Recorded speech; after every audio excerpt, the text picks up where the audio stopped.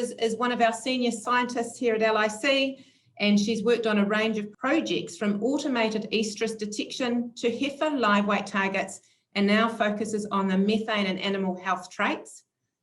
So welcome, Lorna. Thank you so much for presenting to everybody today. It's going to be an exciting presentation, and I'm going to hand over to you. Thank you. It's nice to be here. So today I'm going to talk a bit about a trial that we've got running with CRV. So this is a joint LIC and CRV project to see if we can breed some low methane bulls. So apart from its global greenhouse gas warming potential, why is methane important? So now we have in legislation targets that as farmers and the wider community we need to meet, and we need to reduce methane by around 10% by 2030 compared to the 2017 levels, and between 24 and 47% by 2050. So that's a pretty significant reduction, and it's unlikely that a single technology is going to enable us to meet those targets. So we need to be looking at a whole range of options to help us as farmers and a wider community to meet these options. Today I'm going to talk about genetic variation in methane and what we think we can do, but there is a whole heap of other research happening in the ag methane space.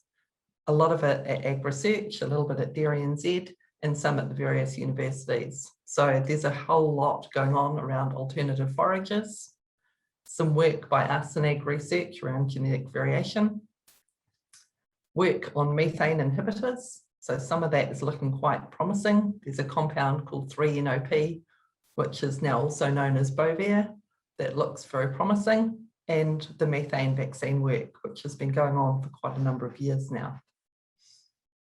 I think we're going to need all of these things to help us meet the methane targets that have been set in the Carbon Zero Act.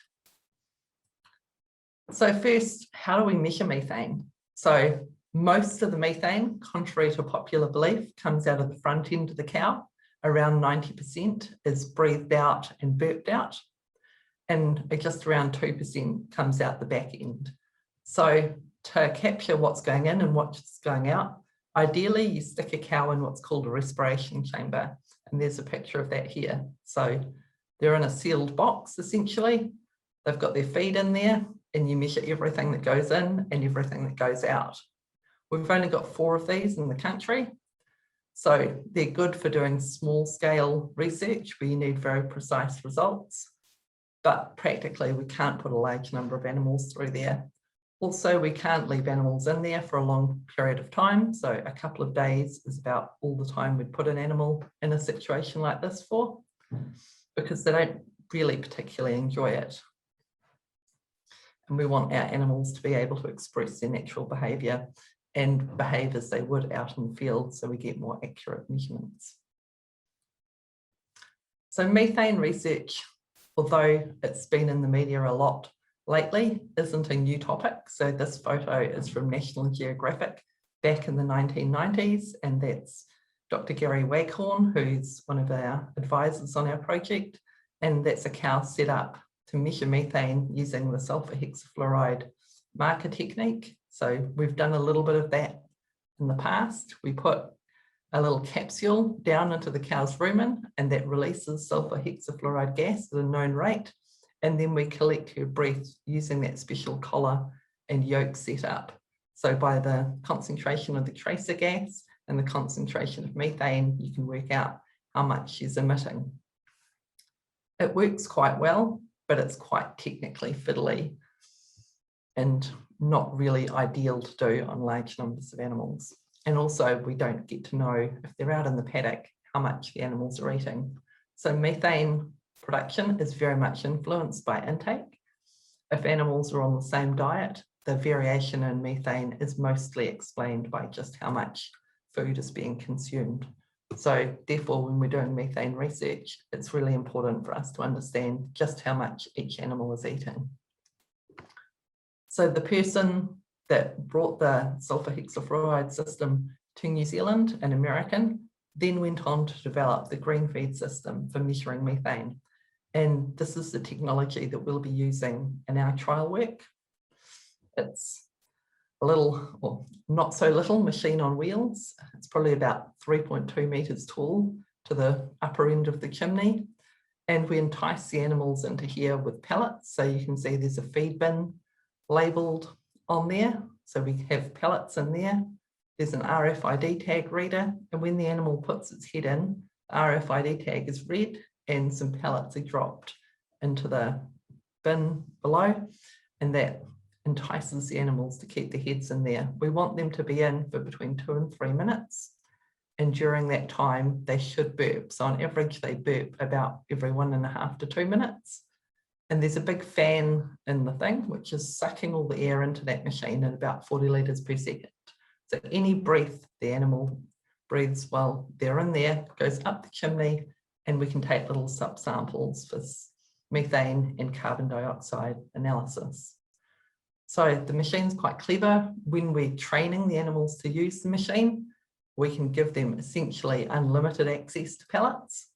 And once they've really got the hang of it, then we can adjust the amount of pellets they're allowed. So at the moment, our bulls are set up, so each time they put their head in, they can get up to 4 drops of pellets. So each drop is about 40 grams.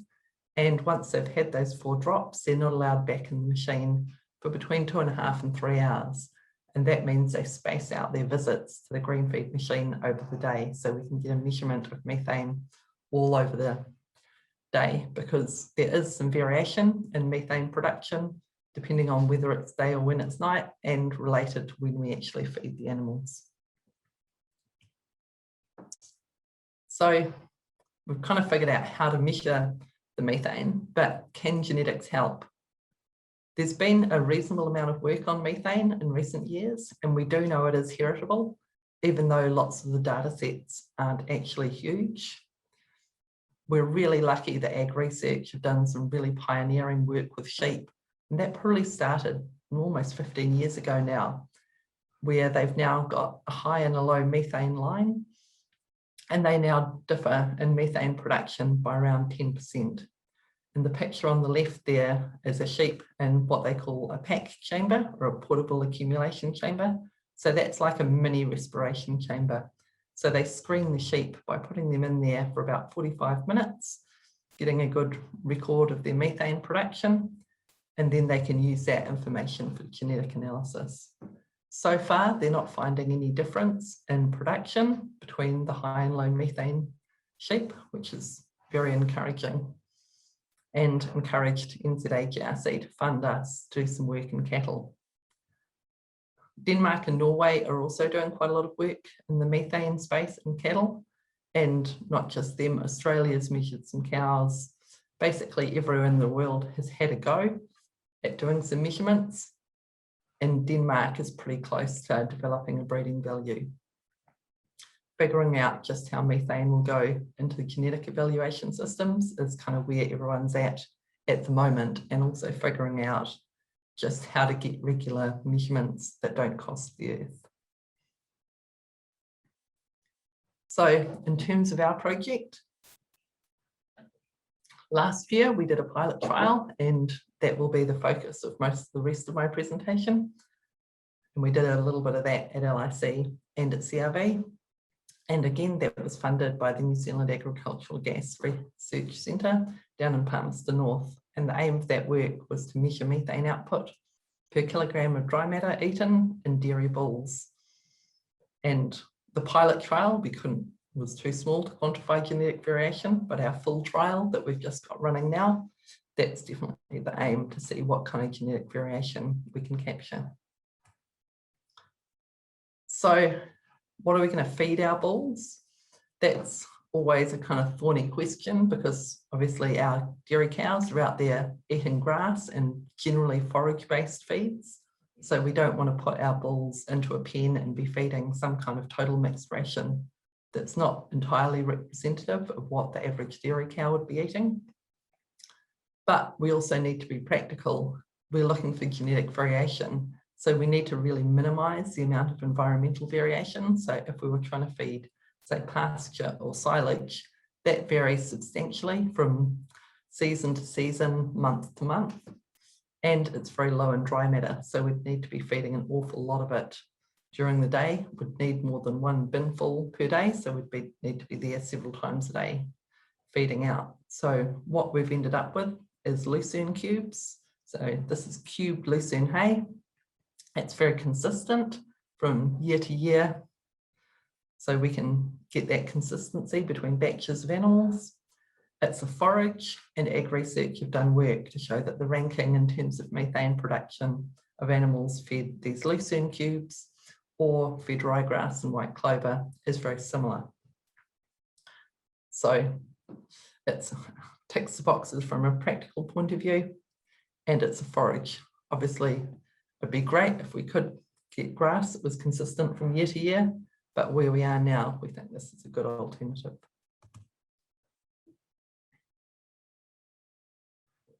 So we had a little bit of fun with lockdown last year, but after we came out of level 2 lockdown, we were able to get our pen up and running and our trial kicked off. So this is the engineer putting the final touches to the pen just before we put the bulls in. So on the left, we've got 2 different feed intake bins, and on the right, we've got the green feed methane measuring machine. So LIC built a barn for this project. So at that stage, we only built 1 pen, but we now have 8 identical pens, all full of bulls having their methane and feed intake measured. And this is looking into the pen from the central alleyway of the barn. To the left there, you can see we've got an area for doing our bull training. It's when they come onto the farm, they need to be taught to train to lead and stuff for their future AI career. And you can see the bulls having a nice eat there. So in our trial, they spend 5 weeks in the pen. The first week, they're just kind of learning how everything works, learning how to use the methane machine, and then we start collecting measurements for analysis for the last 4 weeks. And here's one of the bulls using the methane machine. It's surprising how easily they train into using it. So in our most recent trial, we had a bull putting his head in and exploring within 15 minutes of going into the pen. And generally, most of the bulls will be using the machine pretty well within 3 days. We have the odd animal that just won't use it, and you just have to accept that and flag them from the results. So then we took our LIC staff over to CRV. So that might be the only time you see us in CRV overalls, and got a trial set up over there. It all went pretty well over at CRV. We'd ironed out all mistakes we'd made at LIC and got all our methods looking pretty good. So the CRV barn's a little bit different to the LIC one. So we've only got 2 machines in there. The green feed methane machine is on the left, and the feed intake bin is on the right. And because they're in the pen with the animals, we've only got 8 animals in the pen instead of the 12 that we run at LIC. So how much did they eat? Getting them to eat the lucerne definitely isn't a problem. And you can see here that we've got the intakes over the adaptation period, so that first kind of week, over the first 21 days, and for the full trial. So as they get adapted to the feed, their intakes go up. We do introduce them to the lucerne cubes before they go in, so they're at least partially adapted. And they were averaging around 8 or 9 kilos a day.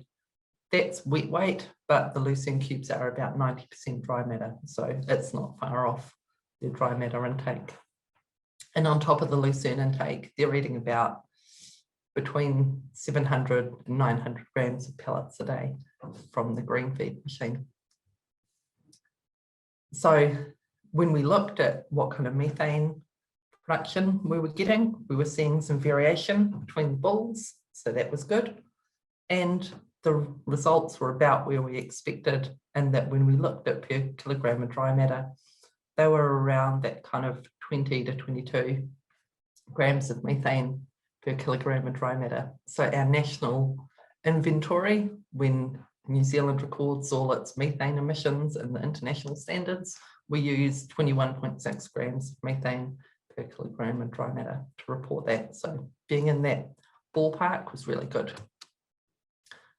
And when we look at the bull-to-bull variation, there was some in terms of methane per kilogram dry matter per day. Obviously, we've only got 8 bulls there, so we can't really do any genetics on it, but it was encouraging to see that we were getting reasonable results and there was some variation there.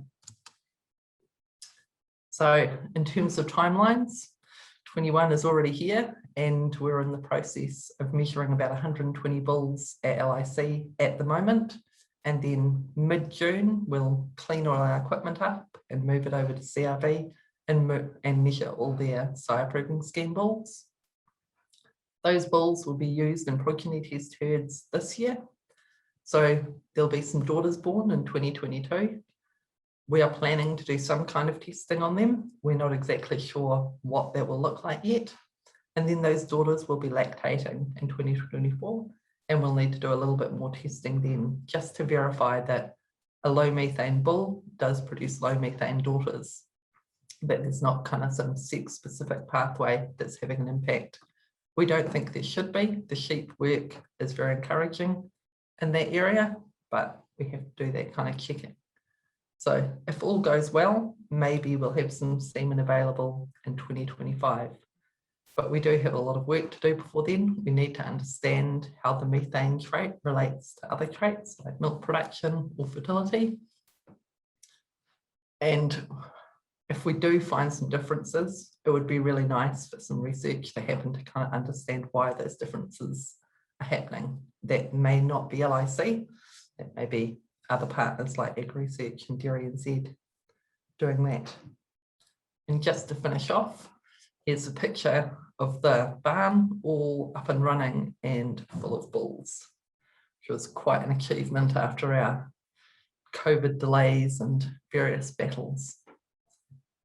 Thank you everybody for joining us. I hope that gave it some context in terms of what we're doing. I think it's great to see all the collaboration going on and of course all the research and development that we're doing, not only in-house here at LIC, but also with other parties. Just a reminder for many of you, if you've missed out on a couple of the other share series that we've been running, so that includes herd improvement, understanding Johne's disease and facial eczema, which we've just been running over the last probably month to 6 weeks. The recorded versions of those are now available on the website, so please check those out. Lorna, we do have one question just come through. Will you try different types of feed, e.g. protein, fat levels? So in this project, we won't be doing that, but AgResearch do have an active program in that area, and I'm sure they will be looking at that. And if they haven't, I think they have probably already done some work in terms of oils, but if they haven't already, I imagine it'll be on the agenda soon.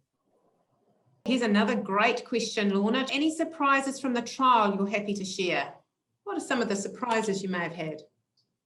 So I think I was really surprised how quickly the bulls took to the grain feed machine and how easy it was to train them.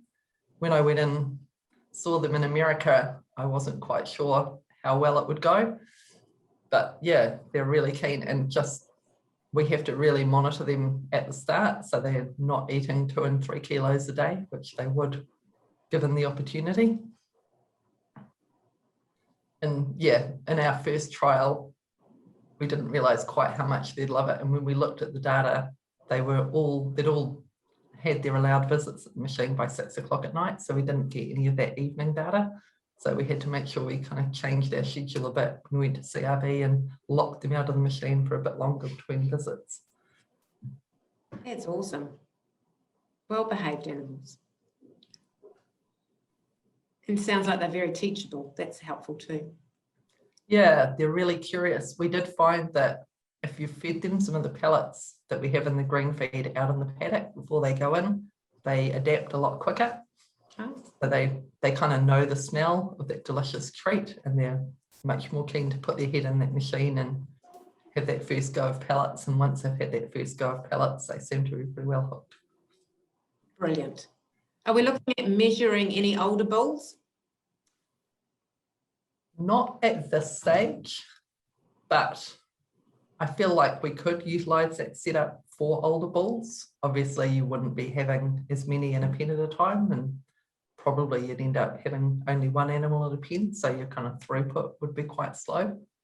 But at some stage, it would be nice to know that if we measure a bull early in life, that's maintained throughout his life. Super.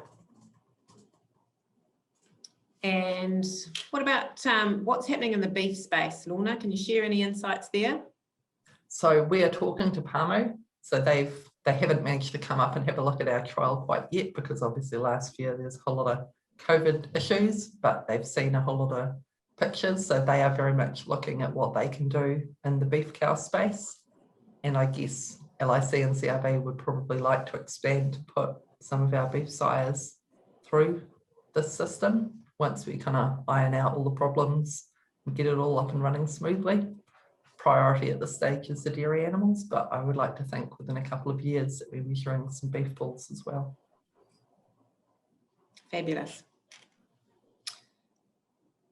Thank you everybody for joining us. I will leave it there. Very insightful, Lorna, and I'm sure you're going to be sharing the rest of your journey over the next probably 12 to 18 months with the wider audience, even via the website and other social media means as well. So thank you so much everybody for joining us. It has been our pleasure to host today for you, and hopefully you got some great insights.